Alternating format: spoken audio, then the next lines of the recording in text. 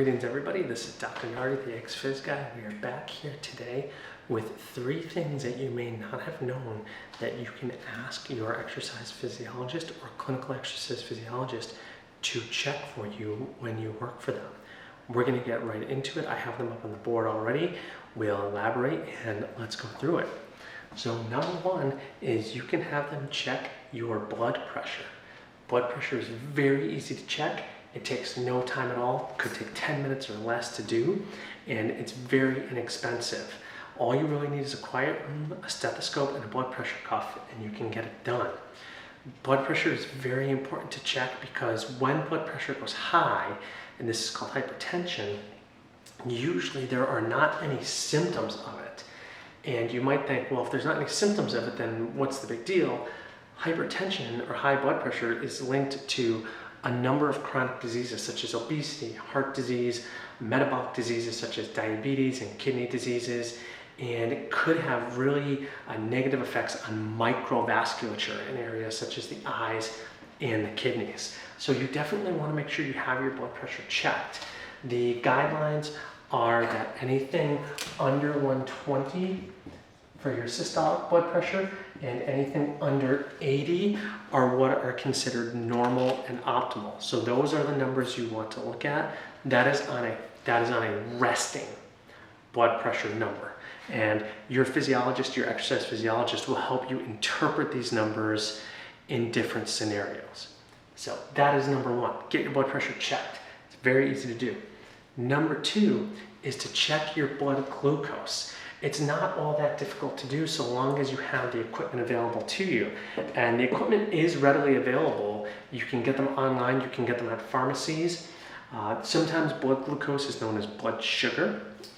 And a normal resting and fasting blood glucose is going to be between 70 and 99. 70 and 99. That's for a resting, fasting number. This is done through a capillary puncture. So I'm just going to show you capillary puncture. The needle goes in, it punctures the fingertip, you squeeze blood out, you put that onto the testing strip, and that will give you the number. Sometimes this is called a finger stick. So if you hear it referred to as a capillary puncture or a finger stick, you'll know that they're the same thing.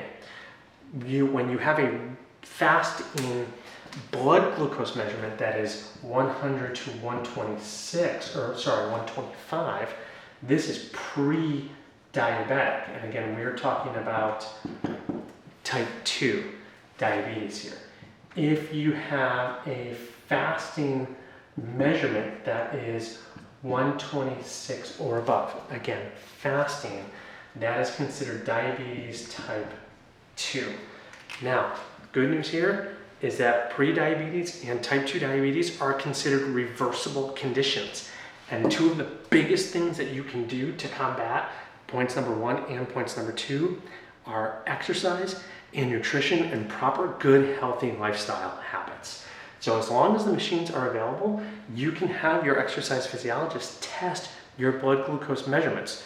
Through capillary puncture only, we're not going to do any venous blood draw or anything like that. And I'm not talking about hemoglobin A1C or any of the others. So let's move right to point number 3.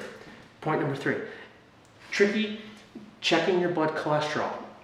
This can be done with some machines that are readily available to consumers. And there we go, I just want to make sure we see the hole down here. They're very similar to blood glucose machines. They use a capillary puncture. You squeeze out an amount of blood, put that onto the testing strip, and you can get either your HDL, your LDL, or your total cholesterol. Now, these are the 3 that we look at most in depth. There are others, but we'll save that for another academic discussion. If you ever get confused, I always explain to my students, H for happy, L for lousy. HDL is for happy, LDL is for lousy. Right now, you can safely assume that you want your HDLs as high as humanly possible and your LDLs as low as humanly possible. Again, your exercise physiologist and your clinical exercise physiologist can help you either take these numbers if the equipment is available, and if not, they can certainly help you dissect them and go over them and interpret them, and do so in a number of different scenarios. So feel free to ask them to do that. They are qualified to do that.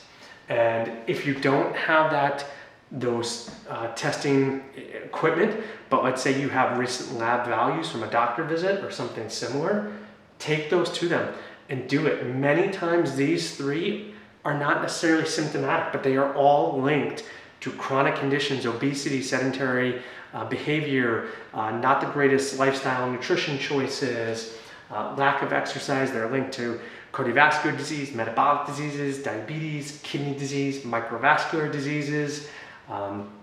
They can be very detrimental to the body, but exercise and good, healthy nutrition and lifestyle habits can really help with these three.